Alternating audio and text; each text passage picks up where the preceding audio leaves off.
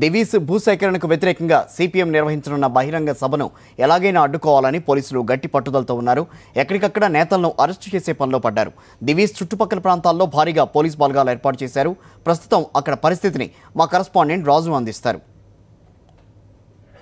దివీస్ పరిశ్రమకు వ్యతిరేకంగా ఈవేళ తూర్పుగోదావరి జిల్లా పంపాదిపేటలో సిపిఎం ఏర్పాటు చేసిన బహిరంగ సభ ఉద్రిక్తత మారింది. ఎట్టకేలకు రైతు కూలీ సంఘం రాష్ట్ర కార్యదర్శి నరసింహారావు ఆందోళనలో సభ నిర్వహించడం జరిగింది.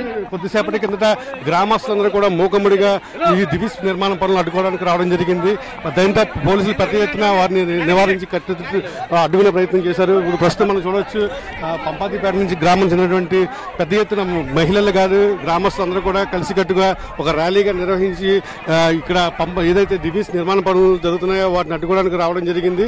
ఈ నేపథ్యంలోనే ఇక్కడ పోలీసులు మార్గ మధ్యలో ఆపి వీరందరినీ పట్టుకోవడం జరిగింది. మనం విజువల్స్ చూడవచ్చు, పెద్ద ఎత్తున పోలీసులు వారు అడ్డుకోవడంతో వీరంతా కూడా గ్రామస్తులు పరుగులు తీసి పొలాల్లోకి పారిపోతున్న దృశ్యాలను మనం ఇక్కడ చూసుకోవచ్చు. ముఖ్యంగా మహిళలను కూడా ఇక్కడ మహిళా పోలీసులు అడ్డుకుని ముందుకు వెళ్ళనివ్వట్లేదు. ఇక్కడి నుంచి వెళ్ళిపోవాలని చెప్పి ఆజ్ఞలు జారీ చేశారు. కొద్దిసేపటి కిందటే ఎవరైతే ఈ సిపిఎం అనుబంధ సంస్థకు చెందినటువంటి నరసింహారావుని పోలీసులు అరెస్ట్ చేసి అన్నవరం పోలీస్ స్టేషన్ తరలించడం జరిగింది. మొత్తం ముఖ్య నేతలు ఒక సిపిఎంతో పాటుగా వివిధ పార్టీలకు చెందిన ప్రజా సంఘాలకు చెందిన నేతలను కూడా పోలీసులు అరెస్ట్ చేస్తున్న పరిస్థితి అయితే కనిపిస్తుంది.